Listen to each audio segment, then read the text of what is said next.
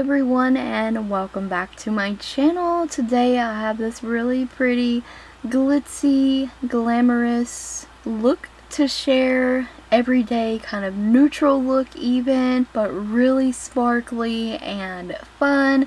It's using a new palette that I picked up from Ulta. It's from Morphe, and this is from their Chrome line. It's a 6-pan palette. I got the Rich Glitch palette. The color story is stunning.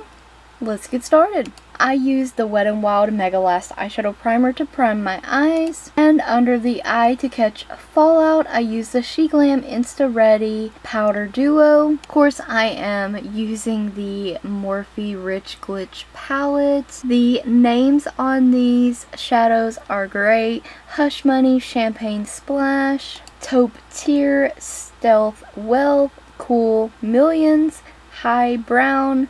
So fun. I love the color story in this palette. This is definitely right up my alley. It's neutrally taupey, cool toned vibe. Perfect for every day. I picked this up at Ulta for $16. There are 2 matte shades, 1 satin shade, 1 shimmery shade, and 2 molten metal shades. And you can use the molten metal eyeshadows wet or dry. They swatch beautifully. They build up nicely. They're easy to use. I love this little palette. It's stunningly gorgeous. I can't say enough nice things about it. I am taking the lightest brown shade in the palette on a fluffy crease brush, and I'm going to windshield wiper that back and forth into the crease. These build up really nicely. Not only do they blend out really nicely, but they build up great. So a little goes a long way with these eyeshadows too, and you can really build them up to make them super bold, really pigmented. And the eyeshadows themselves have this like really nice creamy texture to them. They're not creams, but just buttery, creamy, smooth texture. They don't apply patchy on the lid or in the crease. So pretty. Now they are a little powdery, but they are really pigmented. On the side of that fluffy crease brush, I'm taking the darkest brown in the palette, and I'm going to be kind of pressing and stamping that in the outer corner, and then slowly I will start to blend that against the orbital bone into the crease area. The shades work so well together. I cannot wait to go back in person to Ulta instead of ordering online to purchase another one of these palettes. It's so pretty. From AOA Studio, I'm using the shadow switch, so I'm cleaning off that blending brush, and I'm going to go over the dark brown and that light tan taupey brown that I applied in the crease, and I'm just blend those together. I'm going to take the WetnWild Photofocus Coconut 3-in-1 Primer Spray, and I'm going to use the shimmery champagne shade in the palette on a flat eyeshadow brush. I'm using that wet.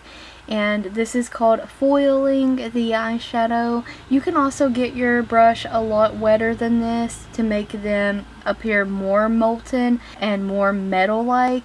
It's insane what these eyeshadows have to offer, wet or dry.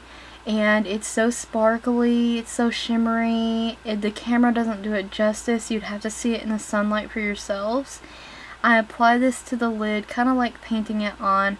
I always apply a layer of wet eyeshadow, and then I apply a layer of the dry right on top of it. And not only does this have this like shimmery, champagne, frosty like metal appearance, but it has these little teeny tiny pink glittery flecks in it. Stunning. This brow bone highlight is so pretty. It's a satin shade, so it's not completely matte. It has this tiny bit of shimmer in it, making it like a satin type formula. I apply that under the brow with a fluffier style, larger eyeshadow brush.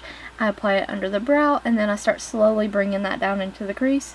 And I'm going to reshape the outline of the crease just a little bit, wiped away the fallout. And on the lower lash line, I'll go in with the shade that I applied in the crease because I don't want it to close off in dark. And a little bit of the dark brown in the outer corner on the lower lash line as well.